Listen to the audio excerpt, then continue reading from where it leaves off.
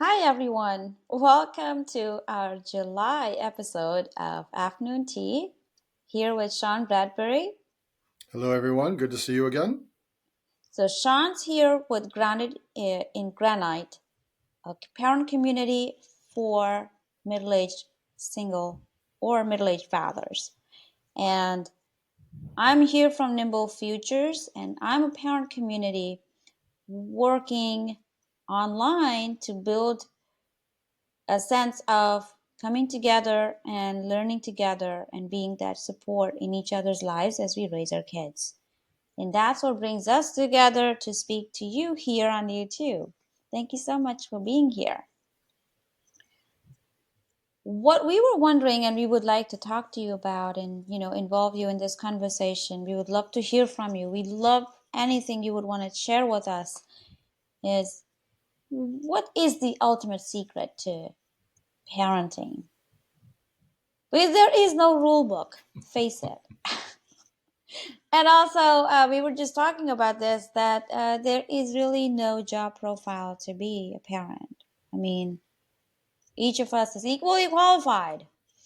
So, what really is the secret to, becoming that presence in your own life and in your child's?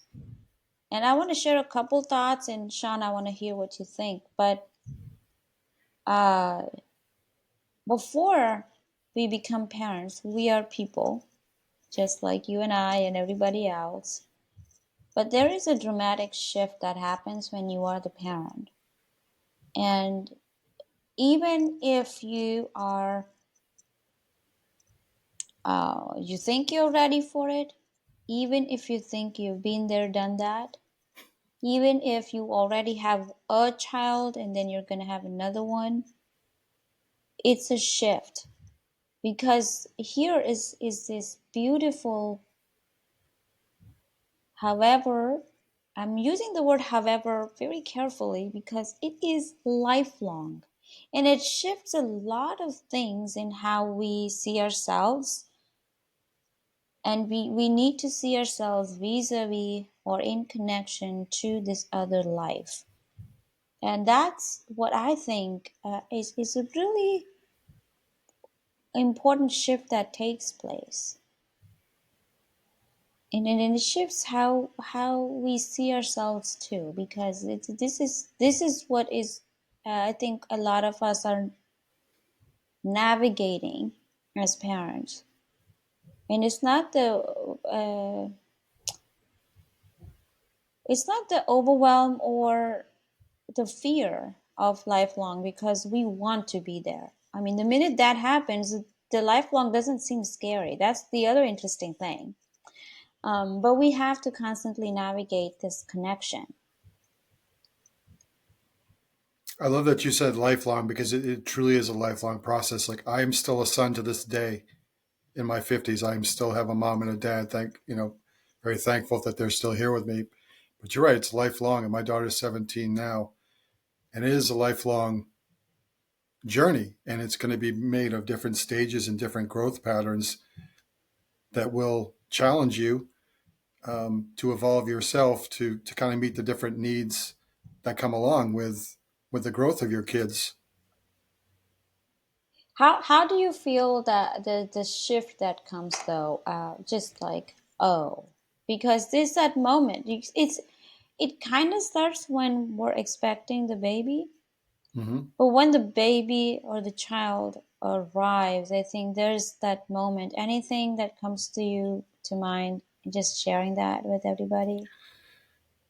My situation was a little different because we adopted my daughter. So instead of being in a hospital, I was in a hotel, pacing back and forth, wearing the carpet thin, waiting for that car to arrive. But I would imagine it's the same premise, right? It's no different than waiting for your child in the delivery room. But when you get the child, like we had that waiting period too. We waited through that period of going through her 9 months as well, keeping up with that.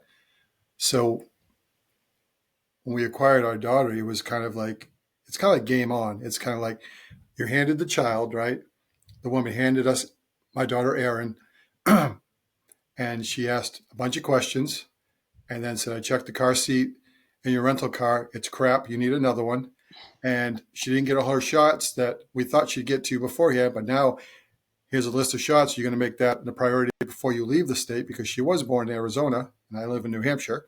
So there was a big trek to do. So I think whether it's you adopt or you have your own, there's that time where you prepare, you get the room ready, you get all these things ready. But when the child comes to you, it's just another level of like, wow, it's another level of like responsibility and sleepless nights and trying to figure out this little person and what their needs are, and to really be there for them, and find the balance with your partner and figure out how this trade-off is going to work, and then just kind of watch it evolve from there. It's so nice to hear this just transformation that happens, because we can make all the preparation, like you said, the room, the car Yeah. seat, but you also bring up something important, which to me it is something we really want to stay keep our focus on, and that's something I do talk about in the course that I'm building, and it will be out. You will all get the link in the description. um, the silent dialogue, how to train your self-talk. And it is that you will have tons of information and you will tons of advice, and this checklist coming from outside you telling you what you need to do. But end of the day, whether you have a room, whether you have a roof over your head, whether you have whatever it is, you've got this person with you, and that's the most important feeling. And this bond and this little home that you make with just being connected to each other, that comes into being, which kind of makes all the rest of it secondary. It's nice, but it's not the most important. It's like you've got this VIP guest coming in, and you just want to make sure that you are present for them. And I will say, you have VIP guests that's not going anywhere for a long time. You know what I mean? So it's like you got to buckle in and get ready for that journey, because it's a journey. It's a lifelong journey, like you mentioned a little earlier.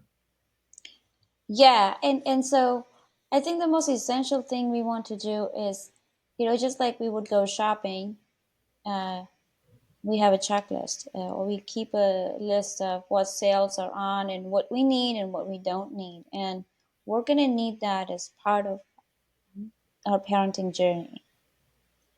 There are many shifting dynamics through different life stages, but our child, our VIP guest, comes with their own needs, with their own personality, even as young as a day old. And parents, you know this. You see it. So don't ignore that. Don't think it's just a little baby. And that baby is going to just grow with that inner person that they are through the different life stages. And it would be really helpful for you to know who you are, the inner person you are on this Mm. journey, so you can better support your child's uh, a person coming into being.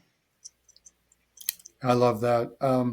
And just to piggyback on that a little bit, I was thinking, just from my experience too, you're going to have all this information, and you said that already. You could have books, podcasts, you could read anything online.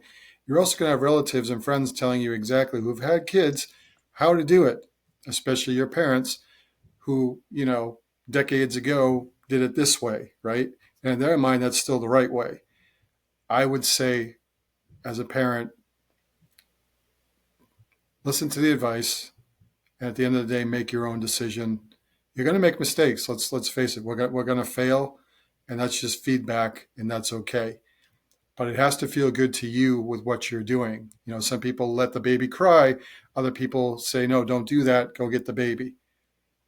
So it's been my thing where I need to follow my intuition as to what I believe my daughter needed, whether it goes against someone else's whatever his thought process or beliefs on how to raise somebody. And then how would you, Sean, see this, a lot of the advice coming in, and as mothers, as women, advice is something that's always coming to Hmm. us. Um, but just if you want to share your experience as how you navigated coming into your own as the father, and in just how, what was your experience of like not just receiving if you wanted to receive or not, but just getting advice from a dad perspective. I think it was difficult for me because honestly, I didn't trust a lot of my decisions, like my intuition and my gut instincts, and I think I looked outside myself for a lot of the answers, which allowed a lot of too many people's opinions to come in, which I've learned a lot, which I'm much better at now, and that's kind of like my whole thing of working on me too. So I think back then I probably allowed a lot more of the outside influence to happen than I really wanted to. But once again, that's just kind of the learning process too.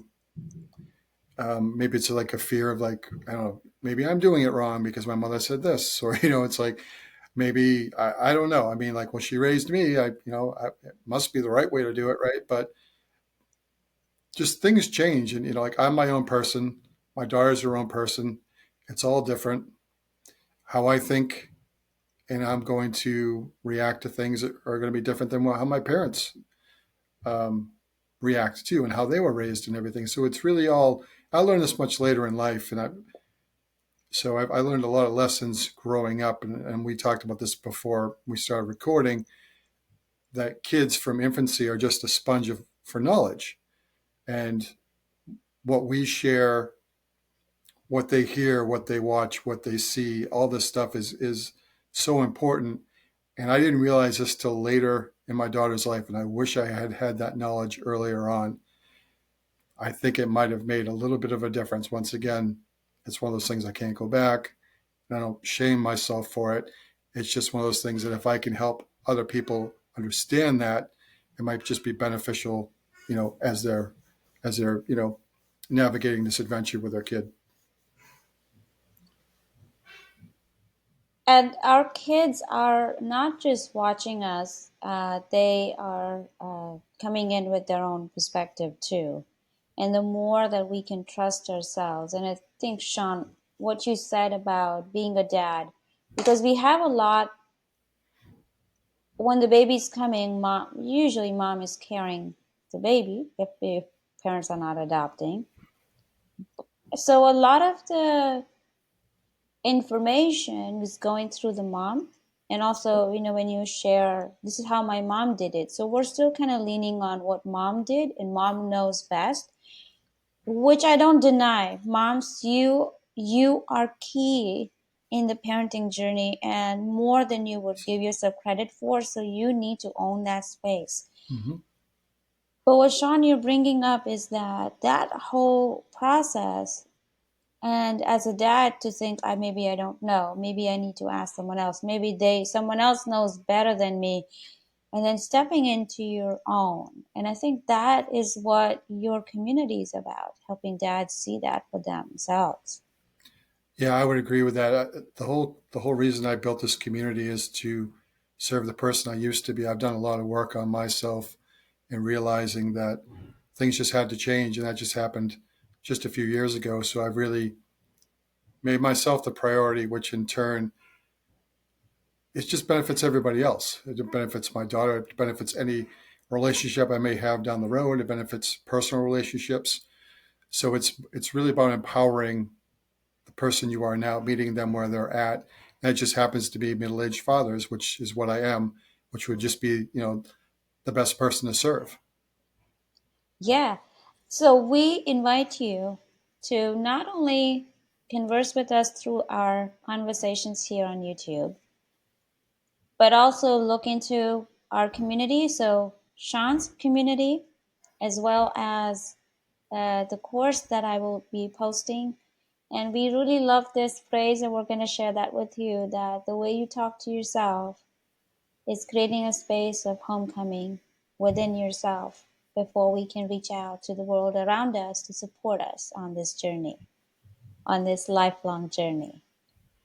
So we really appreciate your being here and thank you, and we'll be back soon. Yes, thank you so much. Take care, everyone.